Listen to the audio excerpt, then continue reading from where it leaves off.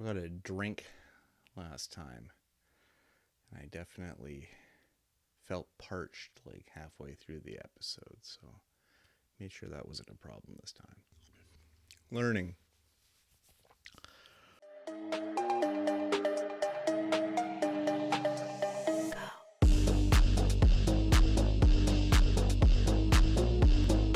Hello everybody and welcome to What the Hell Should I Watch? I'm Steve Stebbing and this is the weekly rundown of what I'm watching, which may become something you're watching, and we're released every Friday at 9 a.m. Pacific time on stevestebbing.ca. And this week, the end of the Sony Marvel collaboration as we know it releases. Was it any good? Joshua Oppenheimer is moving from documentary to narrative features, for better or worse. And Elton John is telling his story, not with Taron Egerton, but with his actual factual story and face and old behind the scenes footage and everything. Actually pretty cool. But let's get to this.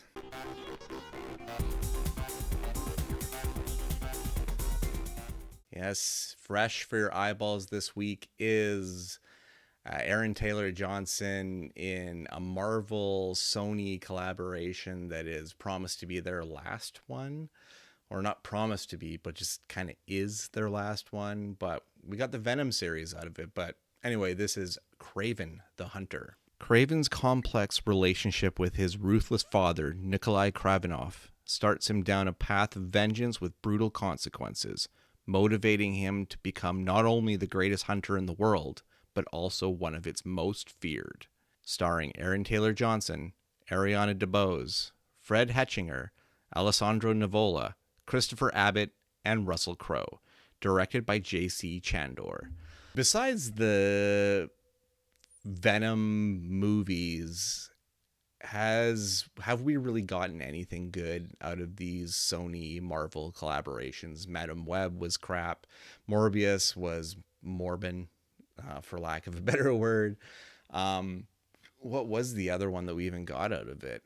I'm like spacing on whatever Marvel adjacent Sony movie we got out of this. But so Kraven is the end of this line, and Aaron Taylor Johnson kind of deserved a better movie. His script in this is terrible.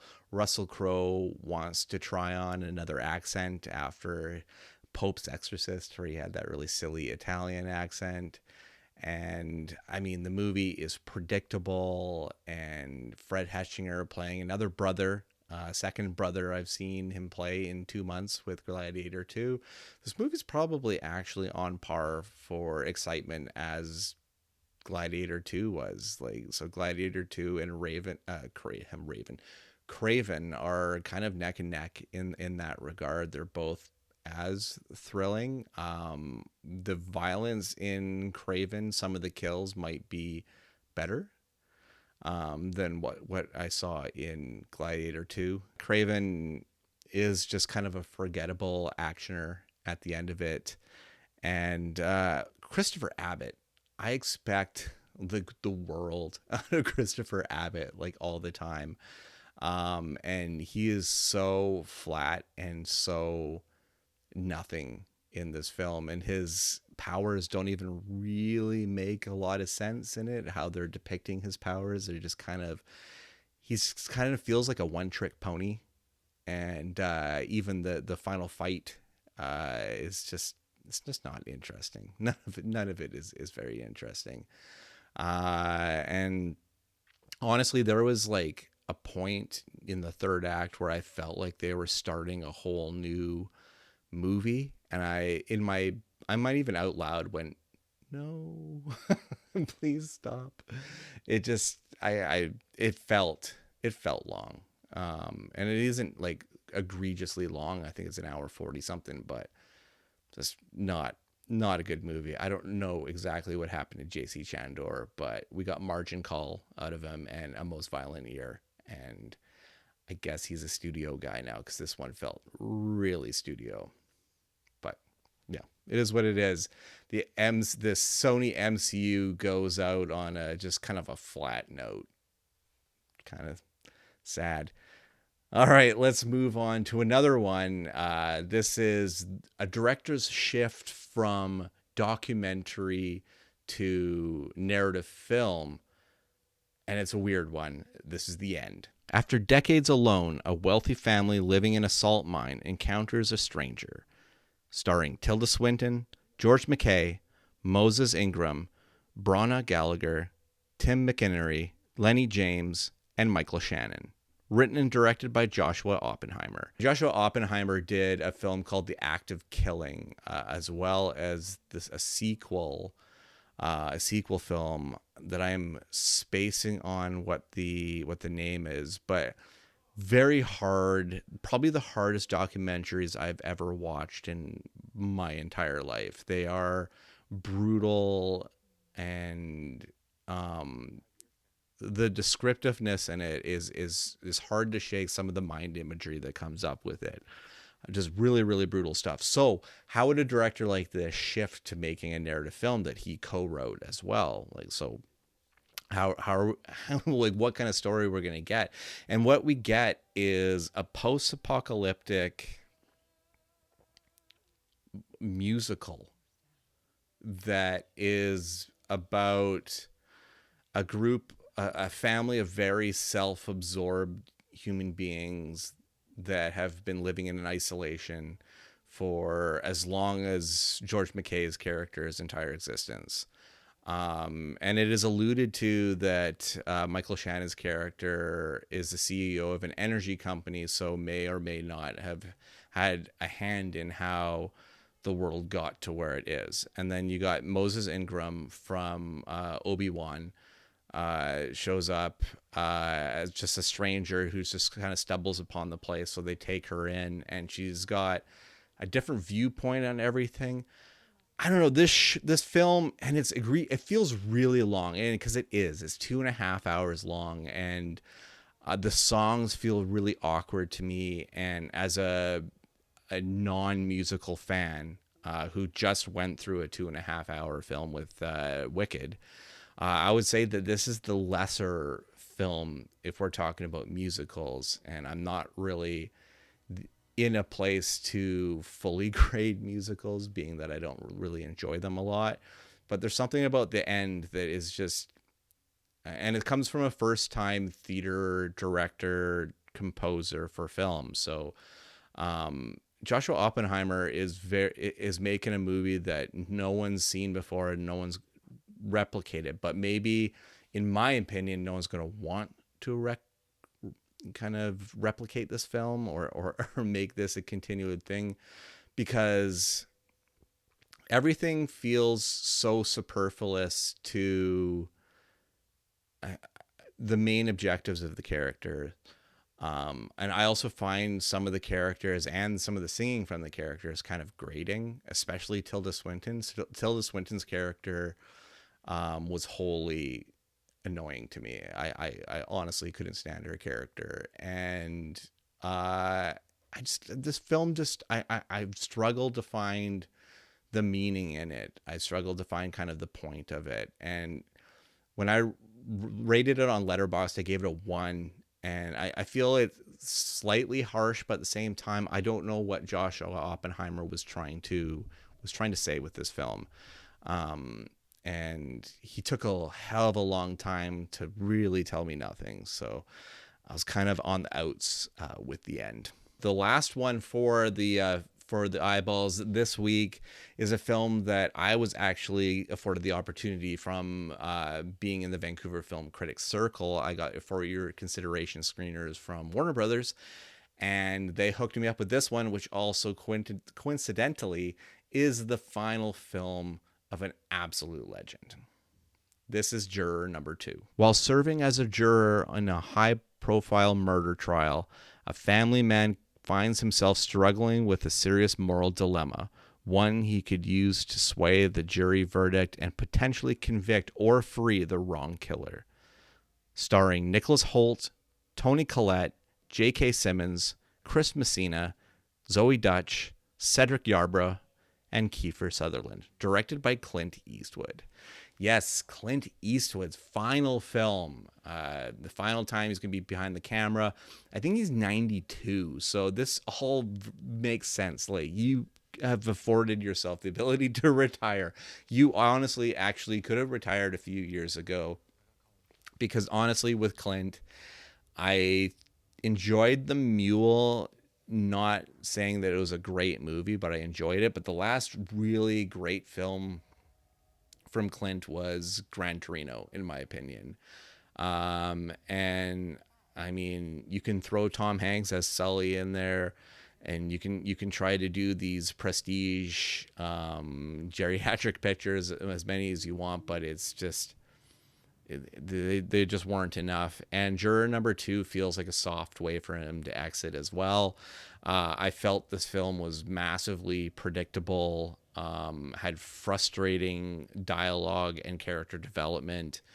There's such an old Hollywood schmaltz to this film that that doesn't play with me anymore. I don't know if I'm like jaded on this kind of stuff, but I feel like everyone in this film is way better than the script and the movie that they're being given to handle, especially Toni Collette, Chris Messina, who is just, every time he is given the opportunity to, with a great role, he knocks out of the park. If you haven't seen Air, watch that movie and watch Super Lawyer, as his character would think of himself in action, because Chris Messina is so good in that show. And it was really great to see Kiefer Sutherland. You can tell a lot of people wanted to work with Clint, being that this is his final film. I just honestly wish that it was a better film.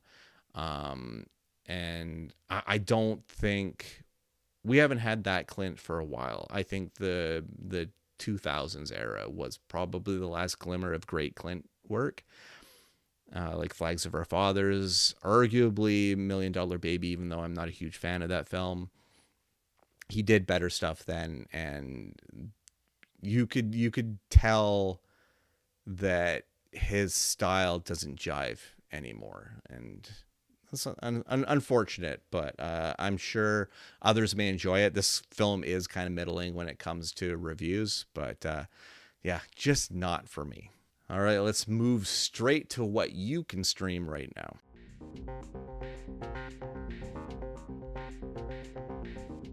That's right, on the streaming pile. And these are a couple holdovers from last week that I wasn't able to get to on last week's episode. But one of them dabbles in something that I have a big heart for, and that's the music documentary. This is Elton John, Never Too Late. It showcases a never-before-seen concert footage of him over the past 50 years, as well as handwritten journals and present-day footage of him and his family. Starring Elton John, directed by R.J. Cutler, available on Disney+. And that horrible write-up, courtesy of IMDb, is just a really clunky way to enter this review. I appreciate Elton John a lot, and especially his hold on pop culture and movie culture in some regards, especially with Disney films and everything.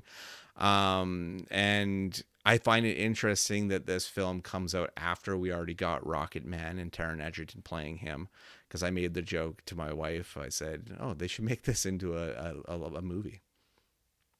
Taron Egerton would be great as him." Stupid. But this, I mean, yeah, this is 50 years of career and he just retired within this year too. So this documentary is really timely as well. But it like most music documentaries do when it comes to artists that I haven't fully dug into the catalog. I haven't fully gotten into it. There is stuff before Goodbye Yellow Brick Road that I didn't really pay a lot of attention to in Elton John's career, but through this movie, and maturity of, because I haven't listened to Elton John stuff like exclusively in a long time. Because like family friends had CDs, or my dad had a couple of albums. I didn't really dig into the early rock and roll stuff, and it made me really want to kind of go in and explore that kind of stuff, because yeah, I love the beginnings of a giant, and that's what Elton John still is. Even though the end of this year hasn't been great for Elton, as I believe he had a Broadway musical that bombed, and he's gone blind, or he is going blind. Just awful kind of stuff. But this is a celebration of an artist that was just always seemed to be on top, and I enjoy the grandiose of this character that he created for himself, and the simple fact that the film starts out with telling you that in a 5-year period he released 13 albums, which is absolutely insane. As far as any artist's output, that is crazy, and that is immense talent, and that is Elton John and Bernie Taupin, who are two of the greatest songwriters of all time together as one entity. So really, really, really fascinating stuff. So if you like a good music documentary, and you know I do, I would check this one out. Next, it looks like Netflix was trying to replicate some kind of die-hard Christmas action magic, and it's okay. It's just nowhere close to that caliber. This is Carry On. A mysterious traveler blackmails a young TSA agent into letting a dangerous package slip through security and onto a Christmas Eve flight. Starring Taron Egerton, Sophia Carson, Danielle Deadwyler, and Jason Bateman. Directed by Wami Kale-Sara. Available on Netflix. Yes, Wami Kale-Sara, like action guy, like beginning action guy. Did some Liam Neeson movies. Like he really is in his wheelhouse if it's a fast-paced, like, mystery thriller action. And that's exactly what Carry On is. It has a very likable lead in Taron Egerton, who I literally was just talking about with the Elton John documentary, and Jason Bateman going evil Marty Bird to play the villain of this film, who they play ambiguously for the first little bit of the film, and then reveal his character. This movie is okay. It's got some good twists and turns to it. It's nothing that's going to blow your mind. It is slightly predictable here and there, but like I said, Taron is a really charismatic lead. He carries the film well. The action bits work out well because, I mean, he's still that Kingsman kid at his heart. And Jason Bateman's just got really great bad guy voice and really great bad guy timing. And I don't know. I also like that Danielle Deadwyler's in this, especially after the last Netflix movie she was in, Piano Lesson. She was really, really great in that film. The film itself wasn't my favorite, but I constantly keep recognizing her as a great actress. And even though her role is a little cliched, she pulls it off well.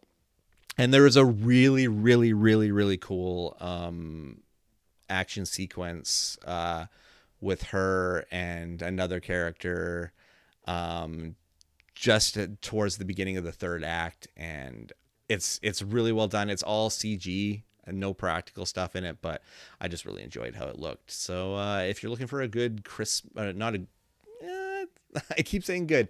I don't want to oversell this one. If you're looking for some action fun this Christmas, Carry On is just right there on Netflix for you. It's just click on it. It's easy. Let's move on to the television portrait of it. And we're about, as I'm recording this, we're 4 episodes into this.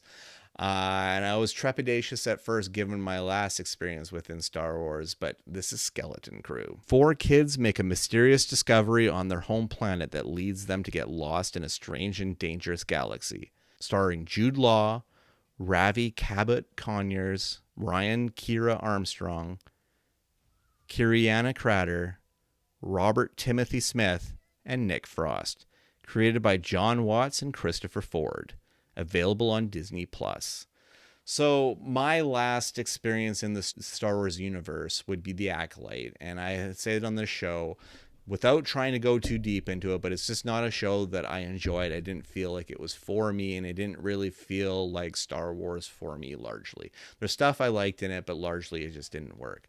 So I think maybe I had that kind of dust on my shoulder, that kind of hurt going into Skeleton Crew, but I feel like it was wiped away really, really quickly because very early on, you feel what the drive of this show is supposed to be. And it really is Goonies in Star Wars, Goonies in space. Four kids get lost in a galaxy far, far away and get tied up in the world of space pirates, Jedis, Empire remnants, like just all this really interesting stuff, and from a perspective that makes me feel like that kid from the 80s again. And I dig the hell out of that. Also, Jude Law is fantastic. I am a late bloomer when it comes to Jude Law. Not like a super late bloomer, but Jude Law was an actor that I didn't like. Like we're talking right up in the mid 2000s and everything. Like he really didn't solidify his awesomeness for me until he started doing the Guy Ritchie Sherlock Holmes movies as Watson. I really started to dig on him there. Dom Hemingway is the film that just really brought me on board with Jude Law, and I've really kind of enjoyed him since. And I think his style and his charisma and his allure, his look, I think belongs in the Star Wars universe. And I'm so interested to see more. I've only seen the first 3 episodes at this point. Episode 4, as I'm recording this, as I said, is live. It's my next thing I'm going to watch because I'm that excited with this show. So good on Disney and Star Wars for bringing me back, because the Skeleton Crew is such a breath of fresh air. And I know, and it also gives you hope that you know that there are so many more fresh stories to tell within this universe. They just got to pick the right ones. All right, let's get to another late arrival to the show from that same streaming service. And this one is also a spin-off of a franchise. This is Inside Out related, and Inside Out 2 had a really good year. But this is Dream Productions. Acclaimed director Paula Persimmon teams up with an overly confident daydream director to create the next big tween dream hit for Riley at Dream Productions, featuring the voices of Paula Pell, Richard Ayoade, Amy Poehler, Diane Lane, and Kyle MacLachlan. Created by Mike Jones. Available on Disney+. Yes, I mean, it's a good year for it to follow immediately the biggest animated film of the year at the box office, Inside Out 2, by putting this show right at the end of the year with a handful of episodes is a really, really smart move for Disney, especially at the holidays. This is going to stream like crazy because it's also really well written and really catchy and witty, and made me laugh a whole crap load in that first episode. I love Richard Ayoade so much, and him and Paula Pell butting heads. I'm all about that. It's really, really well done, and just another fun thing to flesh out within the Inside Out world, because between the two movies, they've made such a whimsical thing of looking at emotions and mental health and everything, because that is all at the heart of this one. And now to bring this dream aspect into it, I think it is really funny. And I hope that they do more of it. I don't know if this is a limited series, but it's really well done. I haven't got to any Kyle MacLachlan stuff in it, so as a Twin Peaks guy, I'm like, okay, just bring on the Kyle, because I'm all about it, because Kyle MacLachlan rules. But he has such a small part in it. This is really Riley's show and Riley's dreams and nightmares and daydreams. And yeah, I'm digging it so far, even if my kid won't watch it with me. Is the way it is. All right, let's move to one more to finish this segment. And it is, well, I guess you could say this is another franchise type of thing. It's a kind of a readaptation, a retelling of a story. I think this would be the third go around for the character, but this is Cross. Series adaptation of James Patterson novels about the complicated and brilliant detective Alex Cross, starring Aldous Hodge, Isaiah Mustafa, Juanita Jennings, Alona Tall, Samantha Walks, Caleb Elijah, Melody Hurd, Jennifer Wigmore, Eloise Mumford, and Ryan Eggold. Created by Ben Watkins. Available on Prime Video. Yes, so we had Morgan Freeman play Cross for 2 films, would be Kiss the Girls and Along Came a Spider. And then there was Tyler Perry playing Cross in Alex Cross, the movie with Matthew Fox as the bad guy. And now we got Aldous Hodge playing Cross. And for me, this is like a Reacher retcon where they shift it to a younger, more fitting of the description character, and it just works. It just snaps into place, and within that first episode, you're geared in for this ride with Alex Cross. He's an interesting character to follow, and plus they've tied in this main storyline so closely to his own life that you're engaged with the character right away. And I like that Isaiah Mustafa is kind of like front and center, like a main character. He's come a long way since those Old Spice ads. So good on him. That's very, very cool. And I could really like a conspiracy serial killer thriller. Like it plays really, really well with me. I was excited for this when I heard about it because I really enjoy Aldous Hodge a lot, especially coming off of City on a Hill with Kevin Bacon, which was a really, really great show on Showtime, which was aired for 2 seasons, and it was made by, I want to say it was made by Tom Fontana, who did Oz, or it was from some of the producers of Oz. I have a feeling that somebody was attached to that one. From that show, and Oz is like an all-timer for me. But really, really digging it. I believe it might have gotten a season renewal already, which is good because then that kind of Prime kind of corners a good market with Reacher and this show. Now that they don't have Jack Ryan, they can just kind of keep adding to that section there. And yeah, I'm haven't quite finished it yet, but I have the drive to survive through it all. This is Now That It's Over.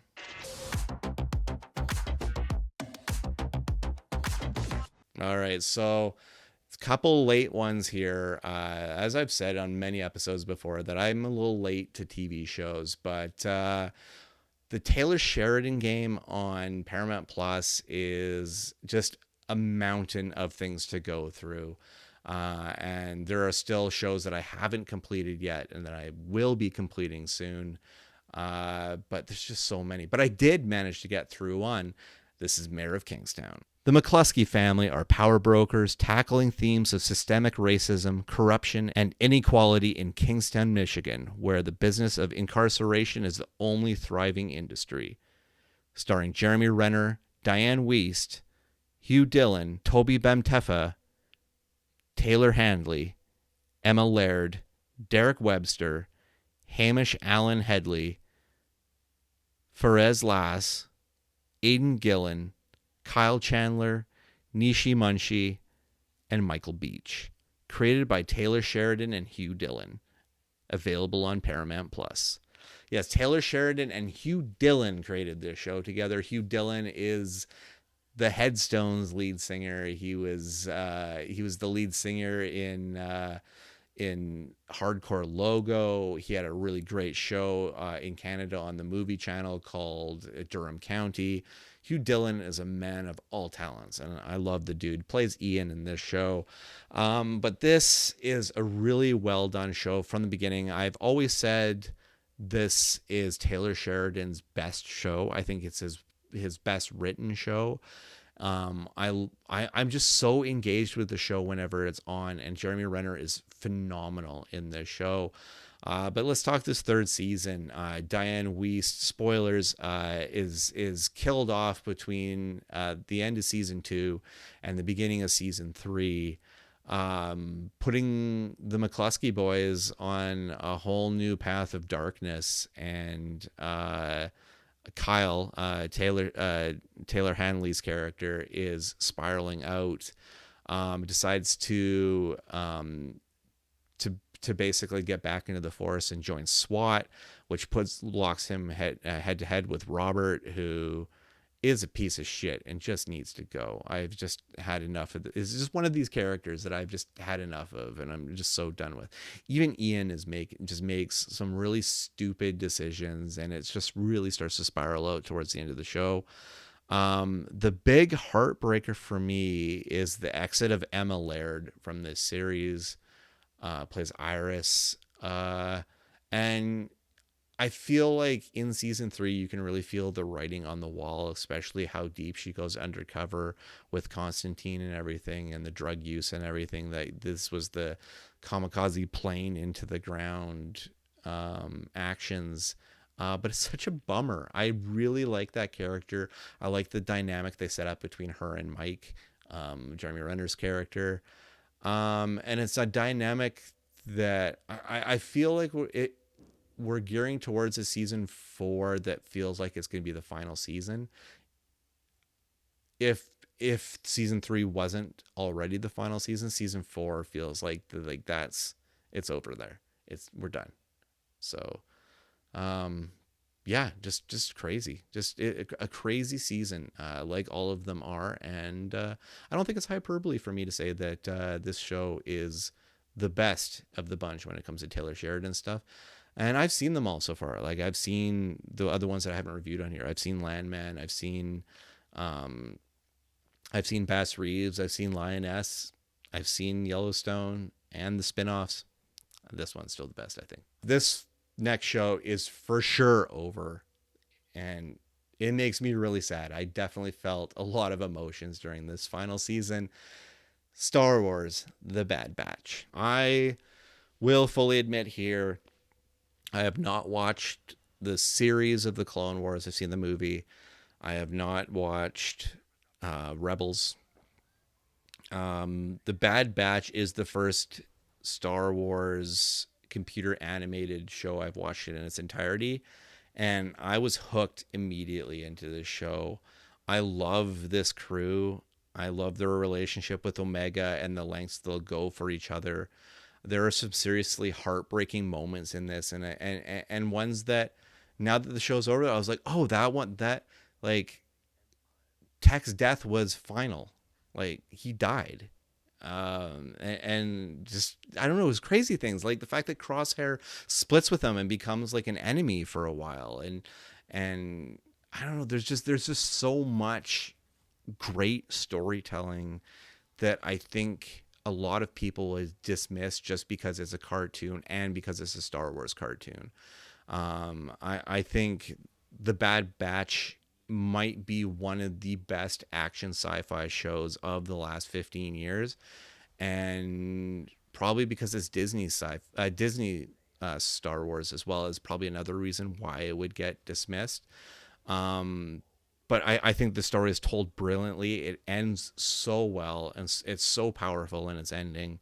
And giving us that glimpse of an adult Omega setting out into the world is so exciting as a Star Wars fan.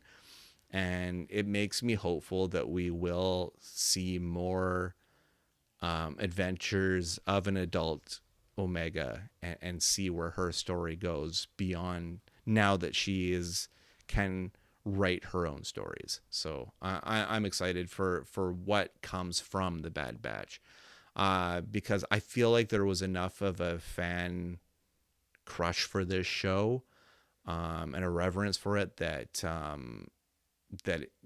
we will see more of these characters. So fingers crossed we will. All right, so we're going to get out of here soon, but I just got a few reminders.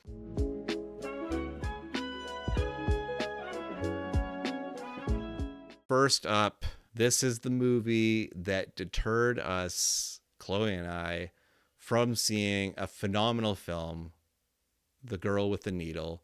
Instead, we went and saw one of the new releases on Blu-ray this week, Joker Folie à Deux. a film that is a dud. I really, really dislike this film. If you want our full vitriol, because both Chloe and I saw this one, as I said, we reviewed it on the October 11th episode. So go back and watch that, because I just can't deal with reading any more bile about that film. Also on Blu-ray this week and 4K, Transformers 1. I had a lot of fun with this prequel. It's really gorgeous to look at. Some really great character work from Chris Hemsworth and Brian Tyree Henry and Scarlett Johansson, who has some really funny Transformers in jokes that I thought were great. I reviewed that on the October 18th episode. Also on that October 18th episode, I reviewed a Lego made documentary about Pharrell Williams called Piece by Piece. It's a film that I actually brought my daughter to. It was her choice, her birthday choice for a movie to see, and we went to go see this one, and I enjoyed it a heck of a lot. I understand it should get nominated for possibly an Oscar for documentary, more likely for the animated film market. But for more of my thoughts, like I said, go back to that October 18th episode. And if you've heard all my piss and vinegar about Joker Fella I do on the October 11th episode, you can also hang on and hear my thoughts on The Apprentice, which was Sebastian Stan playing Donald Trump and doing the mannerisms to an incredible degree. Jeremy Strong playing just an amazing Roy Cohn, both just incredible character work. But my full thoughts on that are on that October 11th episode. Definitely a film in 2024 worth checking out, as is Piece by Piece as well. But if you're kid at heart, Transformers 1, why not? Just do it. All right, so that brings us almost to the end, but what are we going to talk about next week?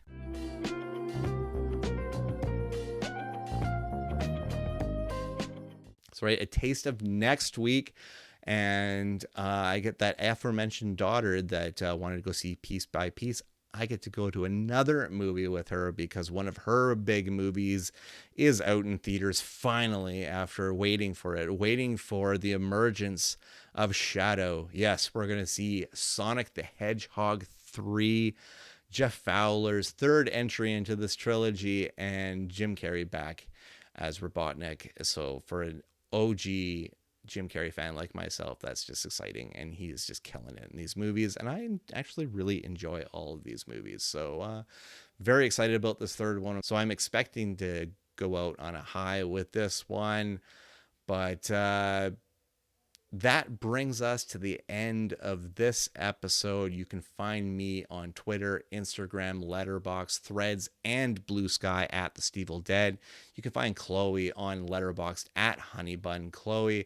And you can find all of these episodes on stevestebbing.ca, as well as the YouTube page. Just look up Steve Stebbing or The Stevel Dead. And we're also on shiftheads.ca.